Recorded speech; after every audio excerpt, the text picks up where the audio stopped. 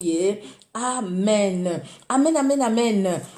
Merci, merci Seigneur Jésus-Christ. Notre Dieu est merveilleux, il est bon et il est redoutable. Alléluia, alléluia. Alors, bien-aimés, j'ai eu le temps d'écrire les thèmes. Merci Seigneur. Merci Seigneur parce qu'il est bon. Alors, les thèmes, c'est les thèmes que nous avions commencé la dernière fois, les derniers mercredis du mois de l'année passée. Les derniers mercredis du mois aussi. C'était les derniers du mois de... C'était le 26, je pense, oui. Le 26 décembre. Alors, ce thème-là, c'était quoi? L'attitude de l'Église face à la folie du monde et du jugement de Dieu. Quelle attitude nous devons avoir face à ce monde qui vit dans un trouble profond, ce monde qui vit dans l'insensibilité même de l'amour de Dieu, qui vit même dans l'insensibilité de la fidélité de Dieu. Quand Dieu est fidèle, quand Dieu se révèle à nous, quand Dieu nous montre sa fidélité, qu'est-ce que le monde fait? Le monde est dans l'ingratitude. Dans l'ingratitude, même envers nous-mêmes, les humains que nous sommes, quand nous faisons quelque chose du bien, nous le sentons, non? Nous sentons l'ingratitude. Mais quelle attitude avoir, quel comportement avoir vis-à-vis de ces choses-là, bien-aimés? Donc, la dernière fois, je vais juste faire un rappel, en tout cas, vite fait, je vais faire un rappel. La dernière fois, nous avons parlé de ça, attitude de l'Église face à la folie du monde et du jugement de Dieu. Alors, nous sommes allés pour voir l'attitude, c'est quoi? L'attitude, c'est la manière de tenir son corps, ou l'attitude, nous avions dit, c'est les comportements que l'on adopte selon les circonstances. Donc, selon les circonstances que nous traversons sur cette terre, quel comportement adopter? C'est ça le thème, au fait, l'essence même de de ces sujets. Alors, nous avons parlé aussi, parce qu'on parle de l'attitude de l'Église face à la folie du monde, nous avons parlé de la folie. La folie, c'est quoi? Quelqu'un qui est fou, c'est quelqu'un qui ne raisonne plus, qui est sans raisonnement. C'est quelqu'un qui est troublé dans son esprit. C'est quelqu'un qui est inconscient, qui vit dans l'inconscience, dans l'extravagance. Cette extravagance de ce monde, cette absurdité de ce monde, cette inconscience dans laquelle le monde se trouve. Quelle attitude nous devons avoir? Et nous avons parlé de l'Église, bien-aimée. L'Église Ecclesia, qui est l'ensemble de ceux qui sont en Jésus-Christ, l'ensemble des rachetés, l'assemblée de ceux qui ont répondu à l'appel du Seigneur Jésus-Christ et qui se trouvent en étroite communion avec l'Éternel, Donc, quand nous parlons de l'Église, ce n'est pas l'Église bâtiment, mais l'Église que toi et moi nous formons. Cette Église est universelle, l'Église qui unit ceux qui sont les hommes comme les femmes, qui ont accepté Jésus-Christ comme sauveur et Seigneur personnel. Donc les rachetés de Jésus-Christ. Mais quelle attitude avoir? Et la Bible nous dit, le monde est dans la folie et le jugement viendra contre cette folie des mondes. Le monde est dans l'extravagance, dans l'insensibilité. Le jugement de Dieu tombera sur ça. Mais quelle attitude devons-nous avoir, bien-aimés? Et nous sommes allés, nous n'allons pas reprendre, en tout cas non, parce que vous pouvez revoir la vidéo sur les mêmes thèmes en fait que nous avions eu le 26 décembre. Le 26 décembre, vous pouvez voir cette vidéo-là, vous allez comprendre. Alors nous sommes allés dans l'exemple d'une femme dans la Bible, dans 1 Samuel chapitre 25. De 1 jusqu'à 42, nous avions dit que nous n'allions pas lire tout, mais nous comprenons l'histoire. Cette histoire, c'est Nabal, qui est un fou. Nabal, je vous ai même donné ce que ça signifie. C'est un sot, c'est un insensé, c'est un fou. Exactement comme ce monde où nous trouvons. Mais ce monde, cette personne, Nabal, un fou, un insensé, chez lui vit une femme. Et cette femme-là qui vit chez lui, chez Nabal, là où il y a l'insensibilité, là où il y a la folie, s'appelle Abigail. Alors nous avions dit qu'Abigail, c'est l'image type de l'Église que toi et moi nous formons. Et Nabal, c'est l'image type du monde dans lequel nous sommes. Et il y a David qui est l'image type de Christ. Nabal, insensé, folie. Mais chez lui, il y a Abigail. Abigail vit chez Nabal. Nabal qui est un fou, un insensé. Mais quel est le comportement d'Abigail par rapport à cette insensibilité, à cette folie? Et c'est Abigail s'est laissé entraîner par cette folie et dire, voilà, mon mari, il est comme ça, moi aussi je vais agir comme lui. Sinon, les serviteurs ne seraient pas venus lui dire Voilà, c'est que le jugement qui va tomber sur la maison de ton mari, de notre maître. Parce que David est en colère. David a gardé les biens de Nabal. Maintenant que David est dans les besoins, David veut aller quelque part comme si accueillir ou cueillir le fruit du travail que j'ai fait, le fruit de ce que je fais. Il va envoyer les gens qui vont aller pour demander à manger à Nabal pour ces gens. Mais Nabal va les chasser. Donc, il n'a pas besoin de David. Le monde n'a pas besoin de Christ. Le monde n'a pas besoin de connaître Christ parce que déjà, dans la définition, nous avions dit, si vous suivez la vidéo passée, donc le monde est aussi défini. Le monde est défini comme l'état d'esprit, la façon de vivre et d'agir propre à ceux qui sont loin de Dieu. Nous avions lu ça dans 1 Jean 2, de 15 à 17. Nous avions lu Jacques 4, 4, 1 Jean 4, de 4 à 5. Nous avions lu ça. Et c'est aussi la société profane, par contraste avec le peuple de Dieu. Nabal symbolise, Nabal symbolise ce monde qui n'a pas besoin de Dieu. Nabal va dire, mais qui est David? Je n'ai pas besoin de David. Le monde est bien aimé. Parce que c'est une société profane qui contraste avec les peuples de Dieu. Le monde est le peuple de Dieu et de haïr. Le monde haït le peuple de Dieu. Le monde ne nous aime pas. Et dans Jean 17, Jésus-Christ lui-même a dit, dans sa prière sacerdotale, Jésus-Christ a dit, Père, ils sont dans le monde, mais ils ne sont pas du monde. Je ne te demande pas de les ôter du monde, mais je te demande de les préserver du mal. De Jean 17, de 15 à 16. Je ne te demande pas de les ôter du monde, mais je te demande de les préserver du mal. Préserve-le, parce qu'ils sont dans ce monde qui n'est pas à toi, ce monde qui ne te reconnaît pas. Préserve-les du monde. Jésus-Christ l'a dit. Mais maintenant, bien-aimés, dans cette histoire d'Abigail, nous avions vu ça aussi, nous avions commencé la dernière fois. David vient en colère. Les autres sont allés dire à Abigail, sache ce que tu dois faire. Abigail s'est préparée. Elle est allée voir David. Elle est allée sur la route de David. Elle a rencontré David. Elle s'est humiliée. L'église doit avoir une attitude d'humilité. D'humilité devant celui qui vient. Devant Jésus-Christ de Nazareth qui vient. Et Jésus-Christ, quand il vient, c'est pour juger ce monde. Il vient pour que ceux qui sont à lui puissent partir avec lui. Pour que ceux qui ne sont pas à lui puissent rester. Et quand il va rester, ils vont passer un temps dur. Après ce temps dur, ces gens-là vont partir. Vont partir non pas pour vivre l'éternité avec Jésus-Christ, mais ces gens-là, ça sera pour la condamnation, parce que le jugement sera là, parce que Jésus-Christ reviendra avec son église, avec son peuple, pour juger ce monde. La Bible nous le dit, que nous allons juger le monde. Nous qui sommes des rachetés de Christ. Nous qui sommes les membres du corps du Christ. Nous qui sommes les membres de cette grande église. L'assemblée sainte, l'assemblée de Jésus-Christ qui honore Jésus-Christ, qui reconnaît l'autorité de Jésus-Christ dans sa vie. Alors ce monde, il va où, bien-aimés? Nous allons prendre nos Bibles. Nous allons lire quand même quelques versets en tout cas. Nous allons lire quelques versets. Je vais mettre ça là-bas. Je vais avoir de la place. Voilà, c'est bon. Alors, quand nous prenons la Bible, bien-aimés, déjà dans l'histoire de cette dame, il y a un verset que j'ai souligné 2 ou 3. Dans 1 Samuel, nous allons voir.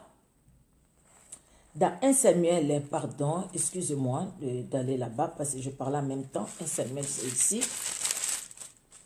1 Samuel 25. Alors, on ne va pas lire le début parce que, bon, nous connaissons cette histoire. Le verset 23, la Bible nous dit, 1 Samuel 23, lorsqu'Abigail aperçut David, elle descendit rapidement de l'âne, tomba sur sa face en présence de David et se prosterna contre terre. Donc, l'église doit avoir une attitude d'adoration. Le monde est dans la folie, mais nous nous approchons encore plus du Seigneur. Nous n'allons pas céder à ce que le monde va nous proposer, mais nous allons encore plus adorer notre Dieu. Nous devons avoir une attitude d'adoration en tant que fils et filles de Dieu. Nous devons avoir cette attitude. Il s'est jeté à ses pieds. Elle dit, à moi la faute, mon Seigneur. Permets à ta servante de parler à tes oreilles et écoute les paroles de ta servante. Nous allons voir d'autres versets aussi qui nous parlent de cette repentance. La repentance, savoir se dire, je mal agi, je demande pardon, je ne reste pas dans mon mal. Je ne veux pas rester dans mon péché. Je ne veux pas commencer à accuser les autres. Comme Adam l'a fait avec Ève. Ah non, c'est la femme que tu m'as donnée. Ah non, c'est le serpent qui m'a séduit. Ou comme Caïn l'a fait. Rester dans sa position sans se repentir. Mais elle, l'église s'incline devant son Dieu. Il sait que j'ai mal agi. Je demande pardon. Seigneur, pardonne-moi. Seigneur, pardonne-moi parce que je ne peux pas vivre loin de toi. C'est toi qui es tout pour moi, Seigneur. Pardonne-moi, Seigneur. Viens à mon secours. Vous voyez, hein? Et puis, il va dire que mon Seigneur ne prenne pas compte et tout ça, tout ça. Il va le dire. Et il va dire quelque chose. Le verset 31, la deuxième partie B. Il dit, et lorsque l'Éternel aura fait du bien à mon Seigneur, souviens-toi de ta servante. Bien-aimé, l'Église doit savoir que Christ reviendra pour nous prendre. Christ reviendra pour me prendre. Donc, moi, ma vie sur cette terre, pèlerin que je suis, je pense à ça et je dis, Seigneur, ces jours-là, je ne veux pas rater. Abigail a reconnu, il a dit, Seigneur, quand tu vas t'asseoir sur le trône d'Israël, souviens-toi de moi. Donc, moi, je vais vivre là où tu es. Jésus-Christ l'a dit dans Jean 14. Je m'en vais vous préparer une place. Je reviendrai, je vous prendrai. En fait que là où je suis, vous y soyez vous aussi avec moi. Donc, le Seigneur veut que nous soyons avec lui. Dans la joie, dans la paix. Laissez tous ces tracasseries de ce monde, toutes ces choses qui peuvent nous empêcher aujourd'hui de voir sa gloire, bien-aimé. David, Abigail a reconnu. Qui a dit Abigail demande ça? Mais non, parce qu'Abigail savait ce qui était, qui il était, David. Il savait. Et nous, vous et moi, nous savons non qui est Jésus-Christ. Quand Jésus-Christ va poser la question à ses disciples, au vu des gens, qu'est-ce que les gens disent de moi, moi le Fils de l'homme? Qu'est-ce que les gens disent? Tu es prophète, tu es ceci, tu es cela. Mais vous, qui dites-vous que je suis? Les disciples se sont tus. Parce qu'au fait, ils étaient avec Jésus sans savoir qui il était. Peut-être que toi aussi, tu es dans cette situation-là. Tu es avec Jésus-Christ, tu vas à l'église, tu chantes, tu travailles pour Dieu. Mais est-ce que tu sais qui est Jésus? Parce que tout ça, en fait, c'est la base. Si on ne sait pas qui est Jésus, on ne sait pas aussi quoi faire pour lui. On ne sait pas quoi lui demander. On ne sait pas comment vivre avec lui. Mais si on sait qui il est, on sait aussi qui on est soi-même. Et on doit vivre cette vie où on se dit, on se fixe des objectifs. Pour dire, écoutez, moi, mon objectif, je suis sur cette terre, mais moi, je vivrai l'éternité, je veux vivre l'éternité avec le Seigneur. Même si la mort venait à me trouver pendant que je suis sur la terre, que la mort me trouve dans le Seigneur, je ne veux pas m'écarter de sa voix. Abigail a reconnu, il a dit, là où tu seras, que je sois moi aussi. C'est ce qui s'est passé au chapitre 40, au verset 40. Quand David est devenu roi, il a envoyé ses serviteurs, la Bible nous dit, les serviteurs de David arrivaient chez Abigail à Carmel et lui parlèrent ainsi, David nous a envoyés vers toi afin de te prendre pour sa femme. Et Abigail est allée vivre avec David dans le palais royal. Donc, Abigail a quitté Nabal, la méchanceté, l'insensibilité, la folie. Et David et Abigail est allé vivre dans la présence où il y avait la présence de Dieu. Elle est allée vivre là où il y avait la paix, là où il y avait la joie. Là où Christ, là où Dieu, parce que c'est l'Ancien Testament, on ne parle pas encore de Christ, là où Dieu régnait en maître. Parce que David était l'homme selon le cœur de Dieu. Donc, celui qui régnait dans sa maison, c'était Dieu qui régnait dans son palais, dans le palais de David. Sa maison régnait, il y avait l'ambiance, l'atmosphère de la présence du Créateur, du Dieu créateur des cieux et de la terre. Vous voyez, bien-aimés.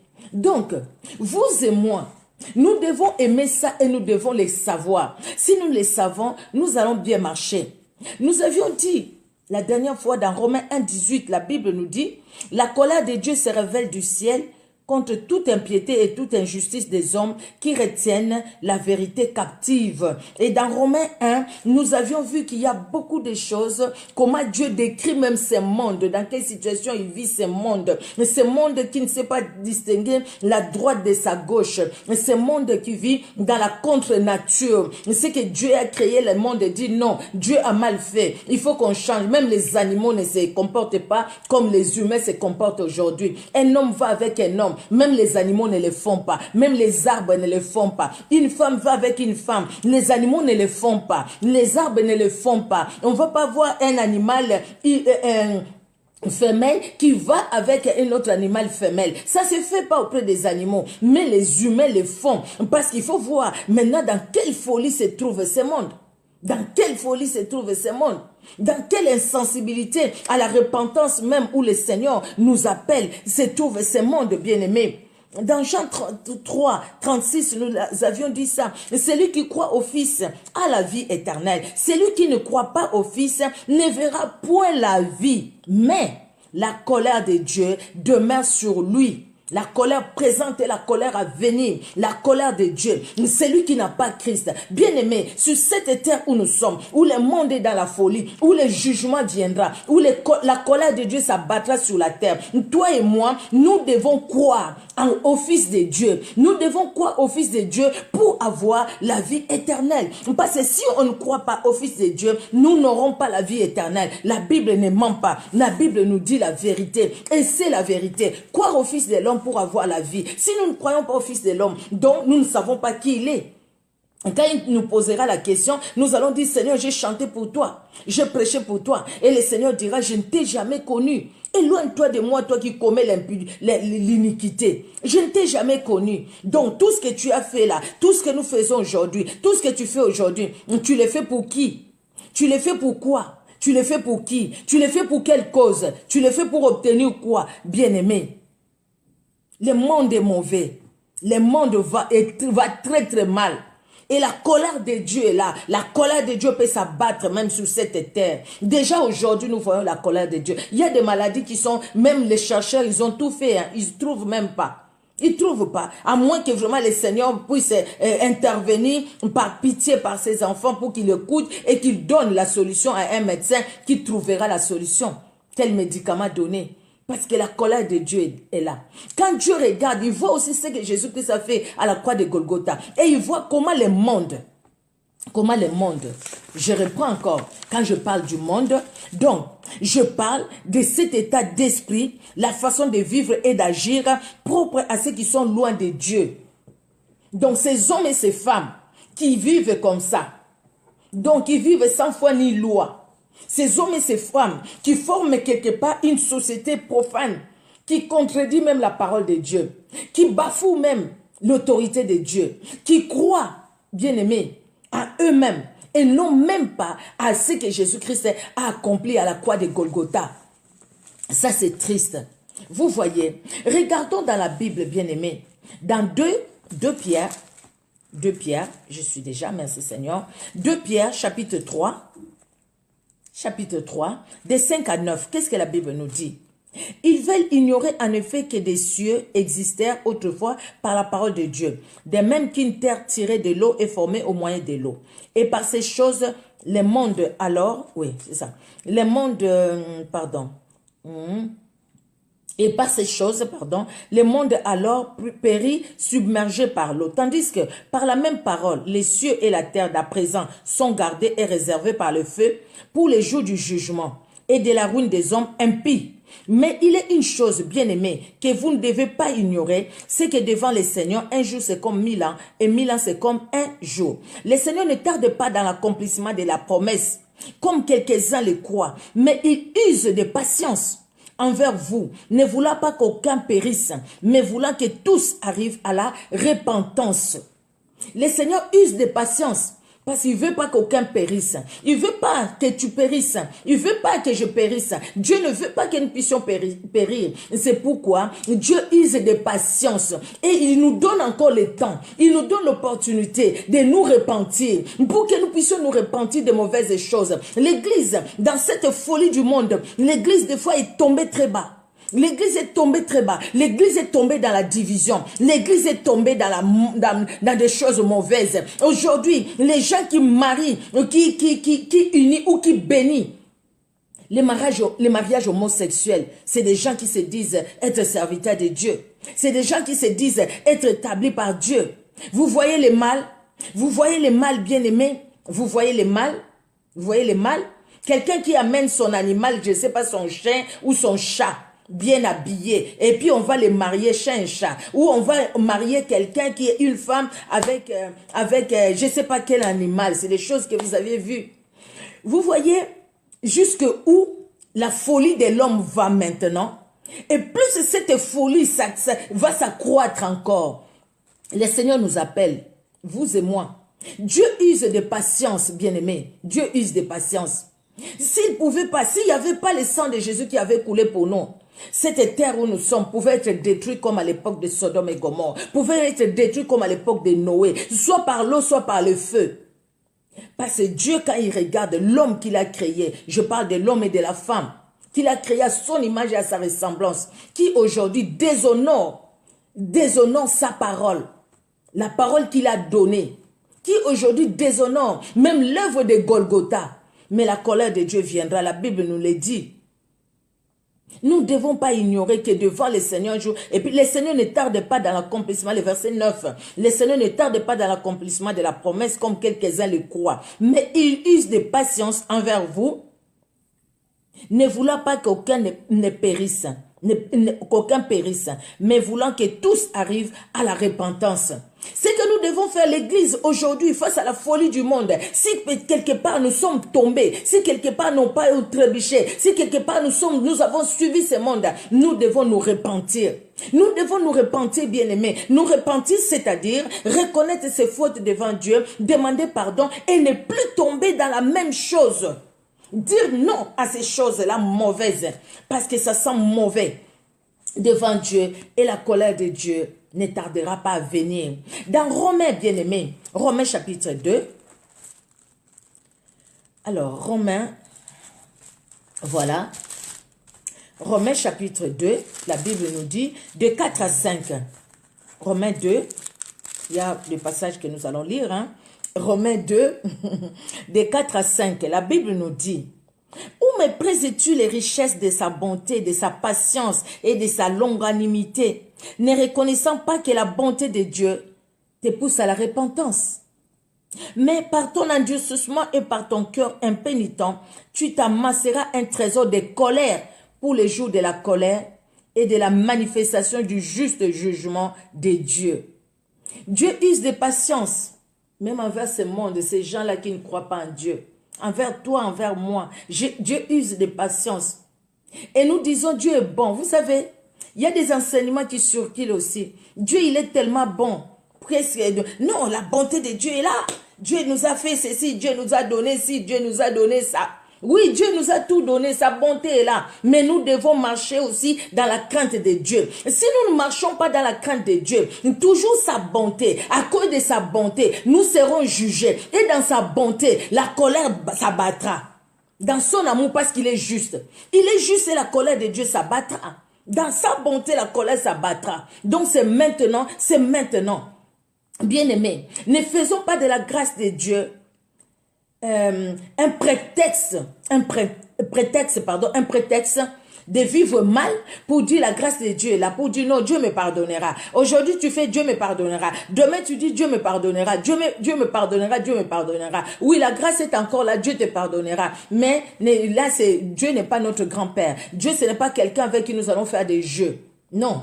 Nous n'allons pas faire des jeux avec lui. Regardez Moïse quand il a vu ce buisson qui s'allumait, qui ne se brûlait pas. Quand il va s'approcher, Dieu va lui parler. Comment il a tremblé. Regardez Jérémie, regardez Josué. Et aujourd'hui, nous ne tremblons pas devant ce grand Dieu-là. Même si nous ne le voyons pas, nous savons qu'il vit en nous par le Saint-Esprit. Bien-aimé, ô homme, Paul commence par: ô homme, qui que tu sois, toi qui juges, toi qui tu es donc inexcusable, et ainsi de suite. Nous savons en effet que les jugements de Dieu contre ceux qui commettent de telles choses est selon la vérité.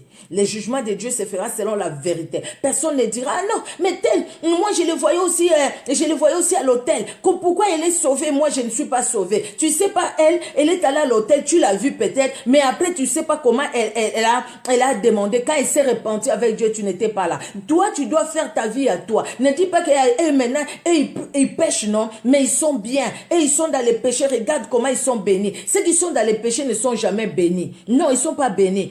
Parce que la Bible nous dit, c'est la bénédiction de l'Éternel qui enrichit et ne la fait suivre d'aucun chagrin. Bien-aimés, ceux qui vivent dans les péchés, ils ne sont pas bénis. Ils ne sont pas bénis. Même si tu les vois dans des voitures, tu les vois dans de belles voitures, c'est des gens malheureux. Si vraiment il y a des gens malheureux sur cette terre, c'est des gens qui n'ont pas Jésus-Christ. C'est des gens qui n'ont pas, ils sont malheureux. C'est pourquoi ils se donnent la mort. C'est pourquoi ils se suicident. Parce qu'ils sont malheureux. C'est parce qu'ils sont malheureux. Et c'est pourquoi ils vont chercher des féticheurs. Ils vont voir des féticheurs qui vivent dans des bicoques. Mais eux, ils vont pour demander la protection à ces gens-là. Ils vont voir des féticheurs qui vivent dans des bicoques. Mais eux, ils vont aller pour demander de l'argent chez les gens-là. Des fétiches pour avoir de l'argent. Pendant qu'eux-mêmes n'ont pas l'argent. Ils n'ont pas l'argent, mais qu'est-ce qu'il va te donner, toi? Il va te faire des incantations, tu vas faire des sacrifices, fais des sacrifices, mais après tu es toujours malheureux. Tu vas faire des sacrifices aujourd'hui, demain, après-demain, après tu es toujours malheureux. Il y a des gens qui ne dorment pas la nuit, pendant que toi et moi nous dormons. Ils ne dorment pas la nuit, parce qu'ils ont de Pâques, parce qu'à minuit il doit sortir, il doit aller dans un cimetière, parce que ceci, parce que c'est là. Il ne dorment pas, il ne peut pas dormir la nuit.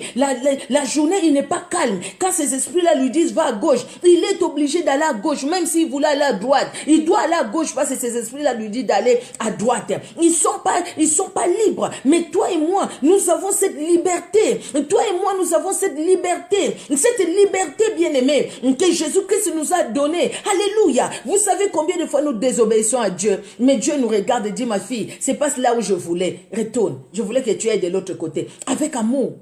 Avec plein d'amour, vraiment plein d'amour. Mais ce n'est pas ce monde qui a l'amour. Ce n'est pas ce monde qui va nous donner la mort. L'amour, pardon. Je vais dire, les gens qui sont sans Christ, ils marchent avec la mort en eux. Donc le diable peut les écrabouiller quand il veut. Ce n'est pas toi, ce n'est pas moi. Pourquoi? Parce que nous avons Christ. Yambo simbanga, bomana no ya Yesu. Soko bomi simando longinga. Vous voyez, tu veux me toucher? La Bible dit, je suis la prunelle de l'œil de l'Éternel. Parce que moi, je me confie en Dieu. Je dors comme un bébé dort dans les bras de son père ou de sa mère, parce que je suis que c'est sa mère qui est posée sur moi. Je dors, je suis bien. Celui qui n'a pas Christ, pendant qu'il dort, il est en Europe, mais il se retrouve en Afrique en train de creuser, de faire des champs, en train de creuser des trous pour enterrer les gens que les autres ont tués. Les sorciers ont tué, enterré leurs os, ossements et ainsi de suite. Celui qui n'a pas Christ, il peut être ici, il peut être ministre, il peut être ce qu'il est, mais la nuit c'est un domestique. La nuit, c'est un domestique. Il travaille pour les sorciers. La nuit, c'est un domestique. Mais qu'est-ce que tu choisis? Rester dans cet état-là, où tu es domestique, la nuit, tu ne dors pas? Ou rester, te repentir et être avec Christ? Le Seigneur veut que tu puisses te repentir. Si tu vas à l'église et que toi, tu n'as pas abandonné la coutume et que toi, tu es encore lié dans les mauvaises choses, repens-toi. La Bible nous le dit, repens-toi. Parce que, bien aimé, la colère de Dieu s'abattra. Le jugement s'abattra. Ce monde est dans les folies. Mais ce monde ne restera pas pour toujours dans les folies. Parce que celui qui a créé le ciel et la terre reviendra. Et quand il reviendra, le jugement de Dieu s'abattra. Les gens qui disent aujourd'hui, il n'y a pas de Dieu, il n'y a pas de foi, il n'y a pas de loi. Ces jours-là, ils sauront qu'il y a un Dieu. Mais ça sera trop tard pour eux. Que ça ne soit pas trop tard pour nous, l'église. Parce que nous sommes les rachetés de Christ. Nous parlons des rachetés de Christ. Nous ne parlons pas de ceux qui vont chauffer les bancs à l'église. Il y a des gens qui vont à l'église pour chauffer les bancs. Il y a les gens qui chantent à la chorale juste pour leur voix, mais qui n'ont jamais fait la rencontre avec Jésus-Christ. Mais nous parlons de l'église, des gens qui ont fait la rencontre avec Jésus-Christ. Nous avons fait la rencontre avec Jésus-Christ, bien aimé. Mais pourquoi retourner en arrière? Pourquoi tomber très bas? Parce que Jésus-Christ nous aime. Ce monde passera par un jugement. Dans Apocalypse 6, de 12 à 17, on nous parle, ce monde passera par un jugement. Apocalypse 22, de 10 à 17, ce monde passera par un jugement. Bien-aimé, le Seigneur viendra. Au son de l'archange, le Seigneur viendra. Et pour entendre le son de l'archange, pour entendre la trompette, bien-aimé, il faut être vivant. Pas vivant des corps tels que nous marchons, mais vivant en esprit. Parce que ceux qui entendront la trompette, c'est ceux qui sont ressuscités avec Christ. C'est ceux qui vivent avec Christ. C'est ceux qui ont la vie de Christ. Ceux qui n'ont pas la vie de Christ n'entendront pas la trompette. Donc, ils monteront pas.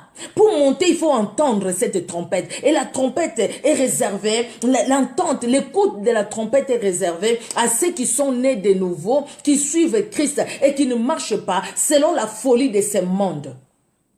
Ne marchons pas selon la folie de ce monde.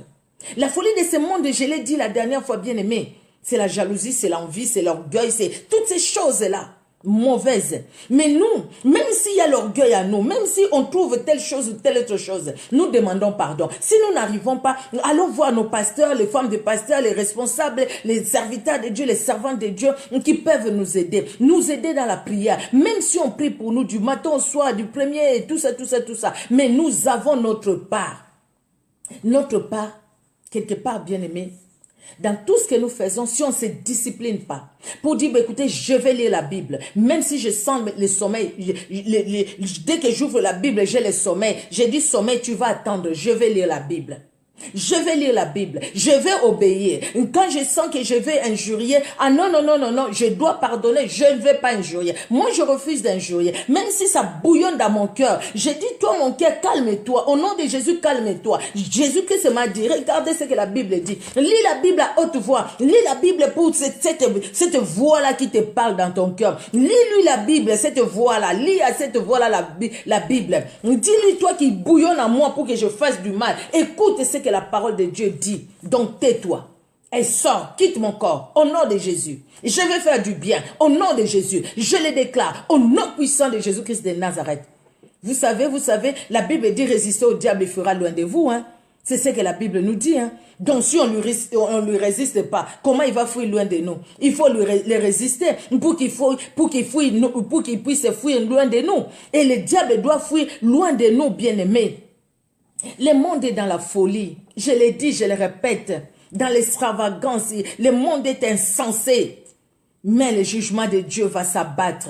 Parce que le monde ne veut pas reconnaître celui que Dieu a envoyé, la parole que Dieu nous a envoyée. Vous et moi qui avons reconnu cette parole, combien de fois nous tombons encore, nous retournons dans ce monde. Au lieu que nous puissions tirer le monde vers le Seigneur, nous maintenant c'est le monde qui commence à nous entourer, à nous attirer. Et puis nous disons, ah, nous sommes dans ce monde, le Seigneur comprend, le Seigneur comprend. Oui, la patience de Dieu est là.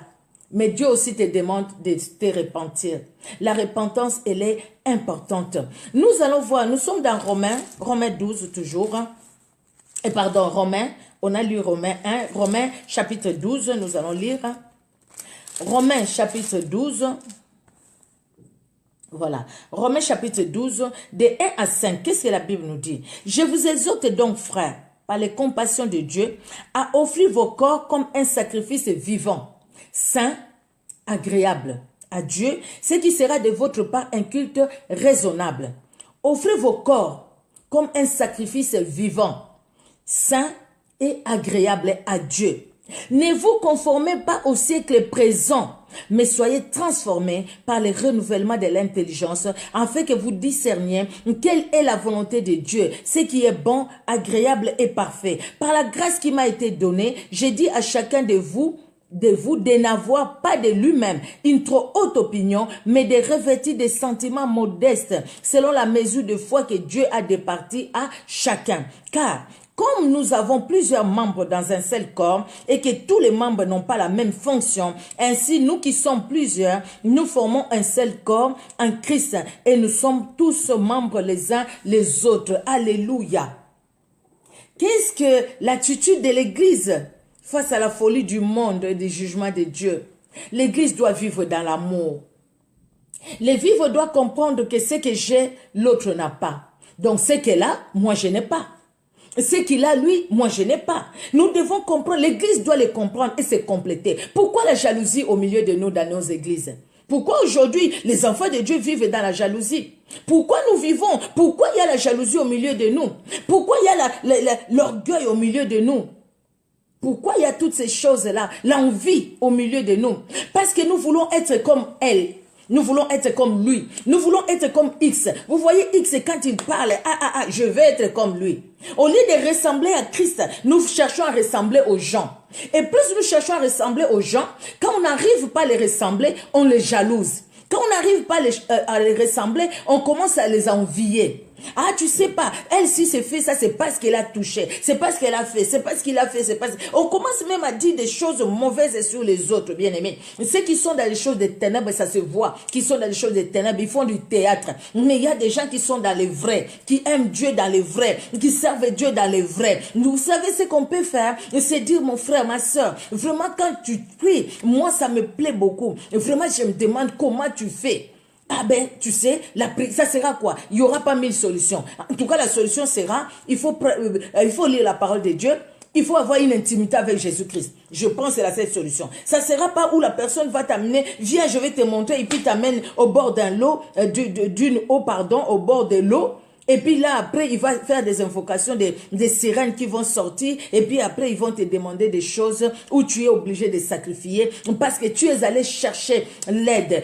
Comment tu as cherché cette aide? Avec envie, avec jalousie. Et l'autre aussi, il va te montrer ce qu'il a fait. Des choses mauvaises. Bien aimé, ici la Bible est en train de nous exhorter. Paul, qui exhorte aux Romains, qui nous exhorte aussi, la parole de Dieu nous exhorte par ceci, bien aimé. Il dit par les compassions de Dieu. Donc quelque part, je vous supplie, votre corps est le temple du Saint-Esprit. Notre corps doit être offert en sacrifice. Notre corps doit glorifier le Seigneur. Parce que Paul le sait, la Bible le sait, notre corps, qui est le temple du Saint-Esprit, peut être aussi un temple des démons. Notre corps qui est le temple du Saint-Esprit peut être aussi exposé au système de ce monde, dans l'envie, dans la jalousie, dans toutes les mauvaises choses. Mais nous, en tant que peuple de Dieu, Église du Seigneur, pourquoi tomber dans la jalousie? La jalousie viendra, bien aimé, vous savez, ça viendra, les idées là, ça viendra, tu vois tel, un peu l'envie, ça viendra, ça passera dans la tête. Mais on ne va pas empêcher ces pensées-là de passer dans nos têtes, parce que nous regardons avec nos yeux. L'envie passera dans nos têtes, mais ce qui est important, que nous ne puissions pas laisser ces choses-là rester à nous, parce qu'au fait, c'est des virus. Quand ça reste à nous, ça nous détruit. Ça nous détruit. Il faut vite aller chez Jésus-Christ pour dire Jésus-Christ, là, ça ne va pas. Là, mon cœur, ça ne va pas. Viens à mon secours, viens à mon secours. Et le Seigneur viendra à notre secours. Que nos corps soient un sacrifice vivant, pas un sacrifice mort. Un sacrifice mort, bien aimé, c'est ce qui est mort par rapport au, ce qui est mort dans les péchés. Mais un sacrifice vivant, c'est ce qui est mort par rapport au péché. Un sacrifice, bien aimé, beaucoup seront à l'église et qui vont rester. Parce que les églises vont continuer dans la grande tribulation. Beaucoup vont rester. Pourquoi ils vont rester? Parce qu'ils n'ont pas, ils se sont pas exercés à servir Dieu comme Dieu le voulait. Ils n'ont pas servi Dieu comme Dieu le voulait, bien-aimé. Parce que quelque part, ils étaient à l'église, mais sans être à l'église. Ils étaient à l'église pour que les gens voient qu'ils étaient à l'église. Mais ils n'étaient pas à l'église comme rachetés, comme celui qui a compris qui il est et qui Jésus-Christ est. Ça, c'est important. Nous sommes dans une nouvelle année. Nous sommes en 2019. Nous sommes le 2 janvier 2019. Vous avez pris des résolutions, j'en ai pris. Nous prenons des résolutions chaque année. Mais regardons-nous, l'année passée, 2018, les résolutions que nous avions prises en janvier 2018. Qu'est-ce qui s'est accompli, qu'est-ce qui ne s'est pas accompli? Comment s'est fait notre vie spirituelle? Nous avons avancé ou pas? C'est comme ça aussi que nous devons voir les choses. Si on n'a pas avancé, mais cette année 19, il faudrait que les choses changent.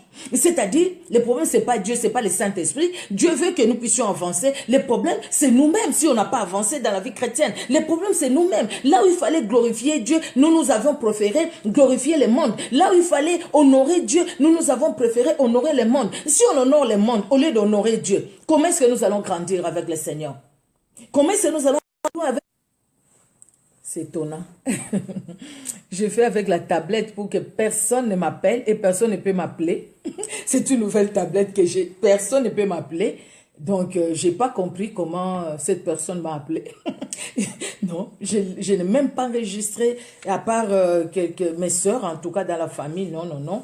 Je n'ai enregistré personne, je vis un nom là. Bon, écoutez, c'est pas grave, c'est passé. Merci Seigneur, désolé pour cette petite coupure. Nous sommes en train de voir ça, bien-aimé. Nous sommes en 2019. Quelle résolution tu as pris? La résolution, nous prenons la résolution, mais nous sommes sur cette terre. Nous prenons la résolution, mais nous sommes entourés de gens qui ne connaissent pas le Seigneur. Peut-être qu'ils les connaissent, mais toutes les personnes que nous croisons ne connaissent pas le Seigneur. Nous sommes encore sur cette terre, nous avons pris des résolutions. Mais maintenant, qu'est-ce que nous devons faire pour que ces résolutions-là demeurent, pour que nous puissions appliquer ces résolutions-là, bien-aimés? Pour les faire, nous devons sacrifier, nous sacrifier, comme des sacrifices vivants, saints, agréables à Dieu. Et quand nous comprenons cela, nous disons, nous allons dire comme Paul, si je vis, ce n'est plus moi qui vis, c'est Christ qui vit sa vie en moi. Nous allons dire, bien-aimés, tout m'est permis, mais tout n'est pas utile. Tout m'est permis, mais tout n'édifie pas. Donc, il y aura des choses qui se présenteront devant moi.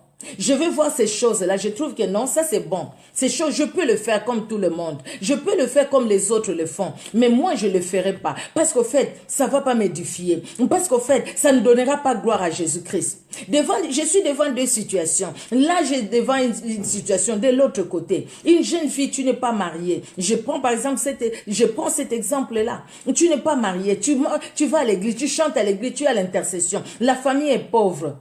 Tu croises quelqu'un qui te dit, je vais te donner de l'argent. Mais d'abord, viens, je vais te connaître, je vais connaître ta nudité. Toi, tu es là, tu te dis, donnez ma nudité à cet homme, parce qu'il va me donner de l'argent. Oui, je vais donner à ma famille. Après, ma famille ne sera plus pauvre comme aujourd'hui. Mais après cet argent-là, qu'est-ce que je vais gagner? Et cet argent-là, ça vient d'où? Je ne sais pas. Mais qu'est-ce que Dieu me dit par rapport à cette situation? Parce que le monsieur ne m'a pas épousé. Parce que je ne suis pas mariée. Si tu m'aimes, viens voir mes parents. Les messieurs, vous allez voir peut-être si c'est un aventurier, il va partir.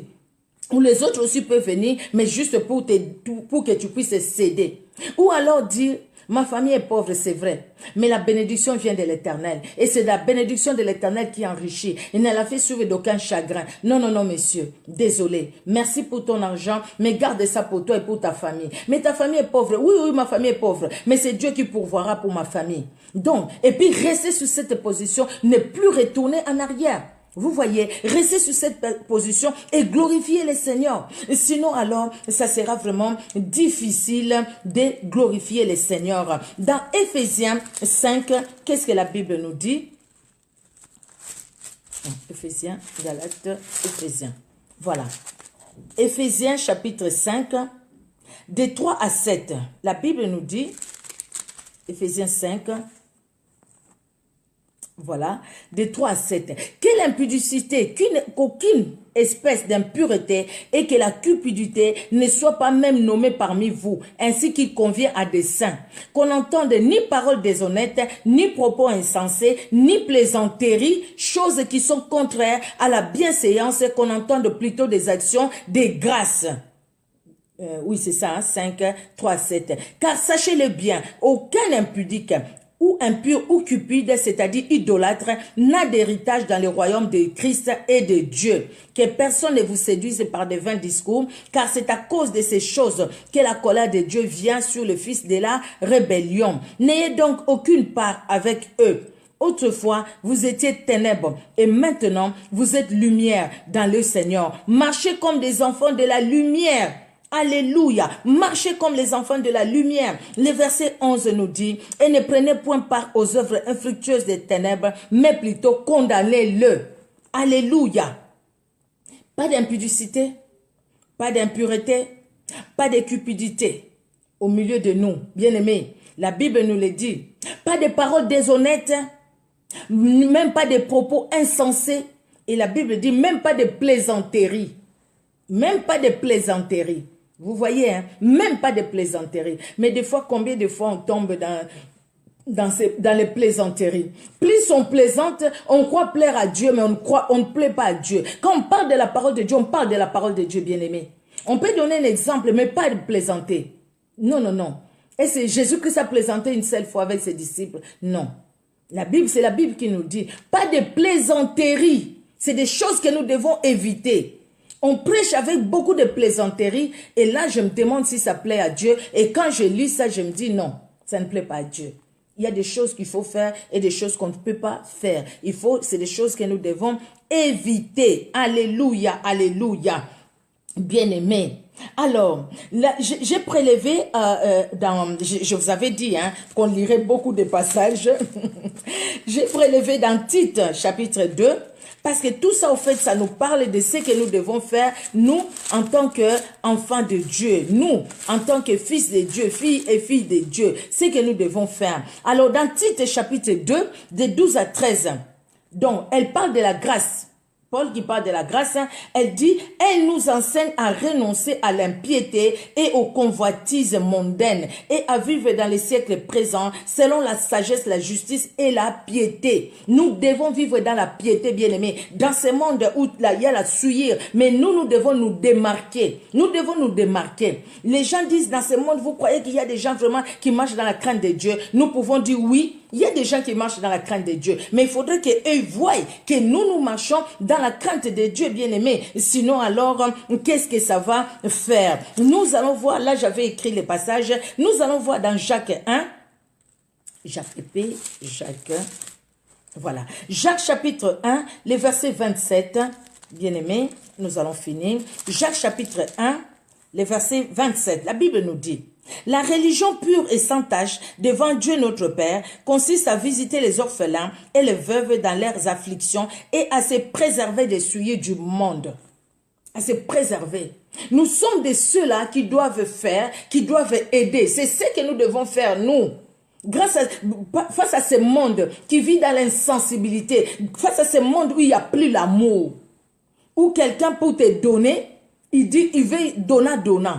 Je te donne ça, toi tu me donnes quoi? Je te donne ça, toi aussi tu me donnes en retour. Mais nous devons donner sans rien entendre en retour. Et surtout, la Bible nous dit, Jacques nous dit, et surtout, il faut éviter, se préserver des souillures de ce monde. Il faut se préserver parce que ce monde est dans les souillures. Il faut se préserver, bien-aimé. Ça, c'est très important. Et 1 Pierre, c'est pas très loin de Jacques.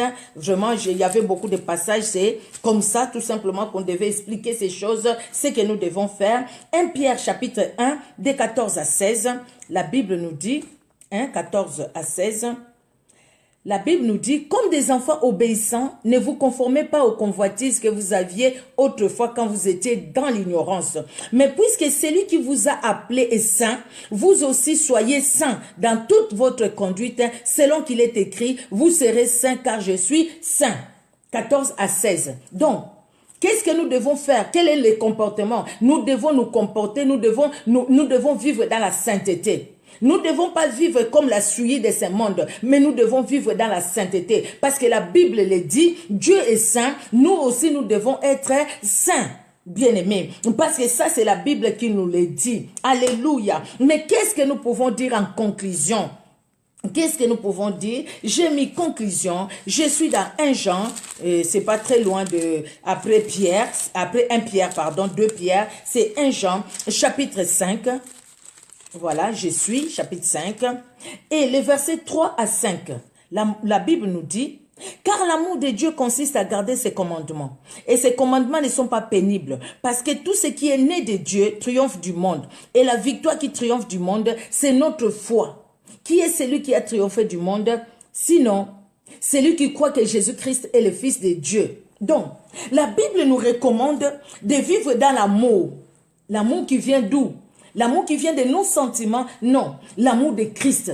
Et pour vivre dans l'amour de Christ, nous devons avoir Christ en nous, bien-aimés. Donc, même si nous allons à l'église, nous allons déjà à l'église, Christ nous pose la question, que dis-tu que je suis? Ça, c'est Christ qui nous pose la question, comme il a posé la question aux disciples. Que dis-tu que je suis? Que dis-tu que Christ est? Si tu comprends que Christ est le Messie, le Christ, le roi de l'éternel, donc tu le reçois comme ton sauveur et Seigneur personnel, afin que son amour habite en nous et que cet amour-là nous caractérise. Quand l'amour de Christ nous caractérisera, alors nous allons éviter de vivre dans les souillures de ce monde. Ça, c'est la vérité. Jean 16, verset 33. Jean 16. Alors, Jean 16, verset 33, la Bible nous dit, « Je vous ai dit ces choses, afin que vous ayez la paix en vous. Vous aurez des tribulations dans le monde, mais prenez courage, j'ai vaincu le monde. » Les tribulations viendront, bien-aimés, mais ce n'est pas à cause de la tribulation dans ce monde que nous allons éviter de vivre la joie, la vie de Christ, que nous allons nous souiller à cause des épreuves, que nous allons nous souiller à cause des situations difficiles. Nous pouvons traverser des situations difficiles. Peut-être le mariage tarde. Ne va pas vendre ton corps parce que le mariage tarde. Peut-être que les enfants tardent.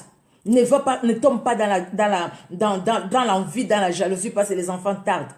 Peut-être telle chose ou telle autre. Le travail, il n'y en a pas. Ça tarde à venir. Mais à cause de ça, ne tombons pas dans l'envie. Ne tombons pas dans la suie. Ne tombons pas dans la haine, dans la jalousie par rapport à ceux qui ont réussi. Bien aimés, nous devons plutôt nous contenter de ce que Dieu nous a dit. Et je vous lis vraiment qu'on puisse finir. C'est le dernier passage, Hébreux 12, de 1 à 2. J'avais mis ça en dernier. J'ai voulu qu'on puisse finir là. Hébreux, chapitre 12. Versets 1 à 2. Qu'est-ce que nous devons faire? Nous, donc, aussi, puisque nous sommes environnés d'une si grande nuée de témoins, rejetons tout fardeau et les péchés qui nous enveloppent si facilement et courons avec persévérance dans la carrière qui nous est ouverte, ayant les regards sur Jésus, les chefs et les consommateurs de la foi, qui, en vue de la joie qui lui était réservée, a souffert la croix, méprisé l'ignominie et s'est assis à la droite du trône de Dieu. Tout ce que nous faisons, passer comme ça, parler de la part de Dieu dans nos églises, tout ce que nous faisons, bien-aimés, des fois la journée elle est vraiment fatigante, mais nous sommes là pour faire l'œuvre de Dieu. Nous allons à l'église, nous sommes là, nous voulons faire du bien. La finalité, c'est vivre l'éternité avec Jésus-Christ. La finalité, c'est pas rester dans ce monde qui passera. La finalité, c'est Jésus-Christ. Mais parce que, pas même, mais eux, parce que la finalité, c'est Jésus-Christ, nous devons nous conformer à Christ. Église, quelle est ton attitude face à la folie du monde? C'est conformer à Jésus-Christ. Église, quelle est ton attitude face au jugement, au jugement qui viendra? C'est conformer à Jésus-Christ. Notre attitude, bien-aimée, nous sommes environnés d'une nuée de témoins. Ne vivons plus dans les péchés. Les péchés nous enveloppent. Bien, les péchés nous entourent si facilement. Ça peut venir nous atteindre. Mais nous ne vivons plus dans les péchés. Mais par contre, nous devons courir avec persévérance vers la carrière qui nous est ouverte. C'est quoi? Ayant les regards sur Jésus, les chefs et les consommateurs de la foi. Nos regards tournés vers Jésus-Christ. Et parce que nos regards sont tournés vers Jésus-Christ et bien-aimé, nous allons faire ce qu'il nous demande. En ce moment-là, le monde, comme la Bible dit, résistez au diable, il fera loin de vous. En ce moment-là, et celui qui agit dans le monde, qui viendra pour nous empêcher de vivre la joie de Dieu, va fuir. Parce que nous allons toujours demeurer dans le Seigneur. C'est très important de prendre la décision et c'est très important de s'asseoir, d'être ferme dans la décision qu'on prend pour Jésus. Sinon après, facilement nous pouvons céder. Restons fermes dans nos décisions. Disciplinons-nous dans notre vie spirituelle, dans notre vie de tous les jours.